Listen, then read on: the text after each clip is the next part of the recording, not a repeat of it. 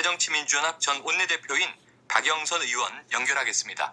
박 의원님 안녕하세요. 네, 안녕하세요. 네, 국회에서 공무원연금법 개정안이 통과는 됐습니다만 이번에는 시행령 수정권을 둘러싸고 논란이 커지고 있죠. 네네. 이 법무부와 법제처에서 위헌 소지가 있다 이런 결론을 내놨고요. 이 박근혜 대통령이 직접 국회법 개정안을 받아들일 수 없다 이렇게 못 박았는데요. 네. 의원님 어떻게 생각하세요? 한 나라의 법 규범은 헌법을 정점으로 해서 그 밑에 법률 그리고 이어서 시행령, 다시 말해서 대통령령, 시행규칙 이렇게 이제 하위 법령 형태로 피라미드형으로 되어 있죠. 네. 근데 이제 이 가운데 국회가 만드는 법률 이것이 행정부가 만드는 시행령보다 우위에 있기 때문에 시행령은 법률이 그 위임한 사항에 대해서만 규정을 하도록 헌법에 제75조에 명시가 되어 있습니다. 네. 따라서 국회가 시행령이 이 법의 범위를 벗어나게 되면 이것은 법의 범위를 벗어났다. 그렇기 때문에 이것은 수정을 해야 된다라고 이야기를 하는 것은 당연히 할 수 있는 일입니다. 네. 그리고 현재 국회법 그 98조에도 보면은요, 행정부가 시행령을 만들고 이것을 국회에 통보하도록 되어 있고요. 네. 이것이 이제 그 통보의 의미가 우리가 이렇게 법률에 정한 그 범위 내에서 이러이러한 시행령을 만들었다라는 이제 그런 의미로 이제 국회에 통보를 하는 것이죠. 네. 근데 이제 이렇게 만약에 대통령께서 시행령 부분, 다시 말하면 이 꼬리 부분을 가지고 이제 몸통을 흔들려는 이런 국정 운영을 하시다 보면 첫째 이제 국가의 에너지가 너무 지나치게 낭비가 되고요. 두 번째는 이렇게 이제 이런 싸움이 지리한 싸움이 계속되다 보면 국회에서 시행령에 들어갈 부분까지 법에 집어넣게 되는 이제 그런 일이 앞으로 생길 겁니다. 이렇게 되면 이제 국가적으로 이 법이라는 것 자체가 굉장히 그 틀을 흔들게 되는 거죠. 다시 말하면 국가의 기틀을 흔드는 그러한 일을 하는 것입니다. 그렇기 때문에 저는 대통령께서 굳이 이렇게까지 하실 필요는 없지 않나. 왜냐하면 대통령이라는 자리가 행정부의 수반으로서 물론 그 행정부의 수반으로서 행정부로서의 어떤 집행기관으로서의 일을 충실히 해야 되는 그런 의무를 지켜줘야 되는 그런 이제 그 막중한 책무를 갖고 있지만 국회와 청와대가 충돌하는 사태를 만든다는 것 자체가 대통령의 리더십의 부재입니다. 그렇기 때문에 대통령은 국회와 행정부와 사법부의 이 삼권 분립의 견제와 균형을 어떻게 잘 끌고 나갈 것이냐. 이런 어떤 조종자적 역할과 어떤 국민으로부터 그 존경받는 그런 자세로서의 대통령의 국정 운영이 저는 필요하다라고 보고 있습니다. 네, 지금 야당 의원 입장에서 잘 정리해 주셨는데요. 그럼에도 불구하고 박 의원님의 정치적 감각으로는 결국 박 대통령이 법률안 거부권 행사를 할까요? 오늘 그 수석회의에서 말씀하신 것으로 봐서는 법률안 거부권을 행사하고 국회와 한판 승부를 벌이겠다 이제 이런 이제 모양새인데요.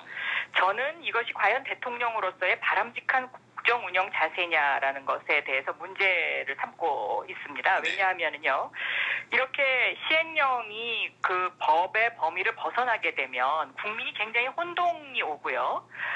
이런 어떤 그 법과 그 시행령의 충돌에서 오는 여러 가지 그 국가적 에너지 낭비가 있습니다. 그리고 지금도 이제 그 행정부가 국회에서 만든 법의 범위를 벗어나서 이제 시행령을 만드는 것이 최근에 들어와서 이제 자꾸 일어나는 일인데요. 이것은 저는 바람직하지 못하다고 생각합니다. 왜냐하면 입법권이라는 것은 국회에 있는 것이고요. 이게 헌법에 규정이 돼 있죠. 아마 40조로 제가 기억을 하고 있는데요. 그리고 행정부라는 것은 집행을 하는 기관이고요. 사법부라는 것은 그 사법부로서 이제 그 어떤 사건에 충돌이 생겼을 때 그것을 해결하는 곳이 이제 사법부입니다.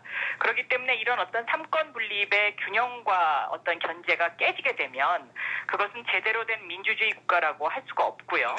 과거의 군사정권 시절에는 국회가 그냥 장식품에 불과했죠. 거수기로서 대통령의 입만 바라보는 이제 그런 국회였었고, 그것이 박정희 대통령 시절에는 그러한 국회의 모습이었었습니다.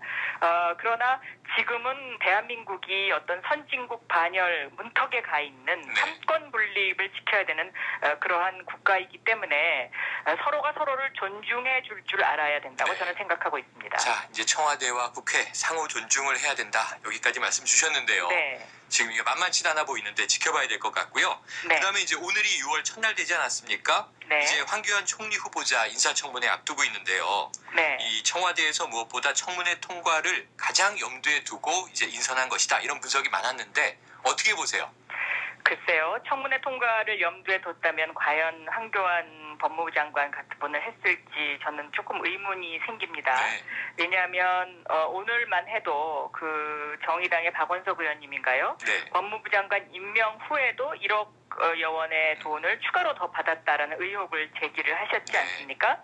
이 황교안 총리 후보자는 뭐 전관예우 문제뿐만 아니라 그 세금 문제, 또 부동산 문제, 병역 문제, 각종 의혹이 지금 다 제기되고 있는 그런 상황에다가 또 한때는 삼성 떡값 검사 의혹까지 받았던 분입니다.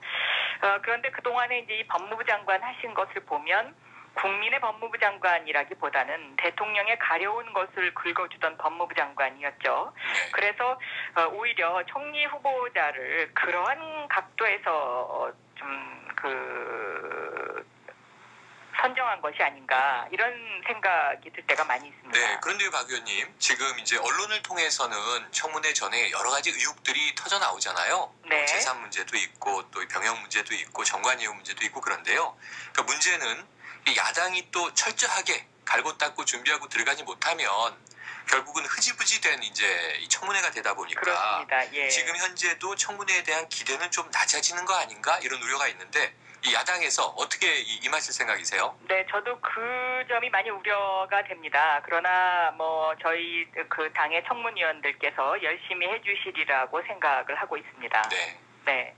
그리고 이제 박 의원님 이거 당내 문제로 들어가서 네. 이 원내대표 지내셨는데 굉장히 그때 고생 많이 하셨지 않습니까? 예. 그런데 지금 이제 문재인 대표 체제가 되고 이제 한번 재보선을 넘겼는데도 아직도 당내가 시끄럽지 않습니까? 네. 지금 이제 김상곤 전 경기교육감이 이제 혁신위원장으로 선임돼서 당내 갈등을 수습하고 개파 정치를 청산하겠다 이렇게 이제 선언은 했고요. 그리고 네. 이제 문재인 대표는 육참골단 또 이 김상곤 혁신위원장은 우산지목 이런 의지를 보이고 있는데 네. 과연 이 개파 청산만 확실하게 된다면 당의 혁신이 성공할 수 있는 거냐? 박 의원님의 의견은 어떠십니까? 사실 이 혁신은 작년 여름부터 시작됐어야 되는데 작년 여름에 시기를 실기한 면이 있습니다. 네. 그런데 저는 당의 혁신의 가장 중요한 것은 국민으로부터 사랑받는 정당이 될 수 있느냐 그리고 미래가 보이는 정당이 될 수 있느냐 이 두 가지 측면으로 접근을 해야 한다고 생각합니다. 네. 지금 이제 개파 청산 이야기를 하셨는데요. 이 개파 청산이라는 것은 다시 말하면 당이 그동안 효율적으로 운영되기보다는 어떠한 일을 할 때 개파의 수장들이 쭉 둘러앉는다던가 아니면 개파 수장의 대리인들이 둘러앉아서 최소한의 합의만 해왔던 것이죠. 그래서 당의 혁신이 되지 않았기 때문에 이번에도 또 그러한 것이 되풀이된다면 미래를 그려보기가 굉장히 힘들어지는 것이고요. 그렇지 않고 국민들의 사랑을 받을 수 있고 미래가 보이는 어떤 비전을 제시하는 정당으로서의 모습을 보인다면 저는 마지막 기회다라고 그렇게 보고 있습니다. 네. 절박하게 보고 계시군요. 지금 이제 백척간두에 서 있는 상황인데 당이. 네. 박 의원님 그러면은 이 당의 혁신 성공하고 말씀드렸던 대로 이 개파 청산 문제가 좀 해결되고 국민과의 괴리를 극복해서 사랑받는 당이 되기 위해서 가장 첫걸음으로 시작해야 되는 건 뭔가요? 저는 저희 당의 시스템부터 진단을 해서 그 시스템에 의한 당이 운영될 수 있는 어떤 기초의 틀을 만들고요.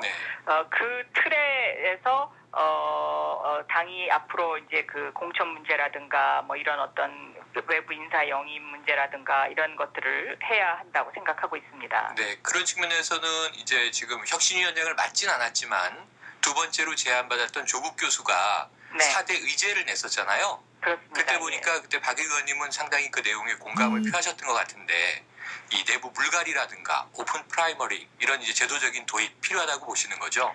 오픈 프라이머리를 도입하면 지금 그런 어떤 그 여러 가지 조국 교수님이 그 지적하신 부분의 상당 부분도 해소할 수가 있고요. 또 자체적으로 당에서 정화 운동이 저는 일어나야 된다고 보고 있습니다. 네. 자, 그러면 이제 마지막 질문인데요. 짧게 성완종 리스트 수사 있지 않습니까? 이완구 전 총리와 홍준표 지사는 조사를 받았지만 리스트에 거론된 6명 서면 질의서만 발송했다는 이 언론 보도가 있었습니다. 네. 이대로 수사가 흐지부지 마무리되는 것 아니냐 이런 지적인데요. 어떻게 보고 계세요? 검찰이 수사 의지가 없는 것이죠. 네. 그러니까 서면 질의서라는 것 자체가 이게 수사 의지가 없는 것입니다. 네. 근데 만약에 이 리스트에 야당 의원들이 들어있었다면 검찰이 과연 이렇게 했을까요? 그렇기 때문에 황교안 법무부 장관의 법무부에 이어서 황교안 총리로 이어지는 이런 어떤 그 박근혜 정권이 네. 저는 정의롭지 못한 그런 어떤 공정한 잣대를 갖고 수사를 하지 않고 있다라고 보고 있는 것이고요. 네. 저는 대한민국이 선진국이 되기 위해서 가장 필요한 것이 부패 척결인데 박근혜 정권은 현재 말로만 부패 척결을 하고 있지 않느냐. 그리고 초반에 질문하셨던 그런 어떤 시행령 부분 이런 걸 가지고 국회와 승부를 내는 이런 것들이 국력 에너지를 굉장히 낭비하는 것이다. 네. 그렇게 생각하고 있고 이 시행령 부분을 갖고 국회와 한판 승부를 벌이겠다는 이것은 제가 야당 의원이라서 이런 말씀을 드리는 것이 아니고요. 저희가 집권당이더라도 만약에 대통령께서 이렇게 하신다 그러면 마찬가지로 네. 저는 이것은 대통령의 국가 운영 스타일에 네. 문제가 있다라고 지적할 것입니다. 네, 의원님 오늘 여러 가지 현안 질문 드렸는데요. 좋은 말씀 감사드립니다. 네, 감사합니다. 지금까지 새정치민주연합 박영선 의원이었습니다.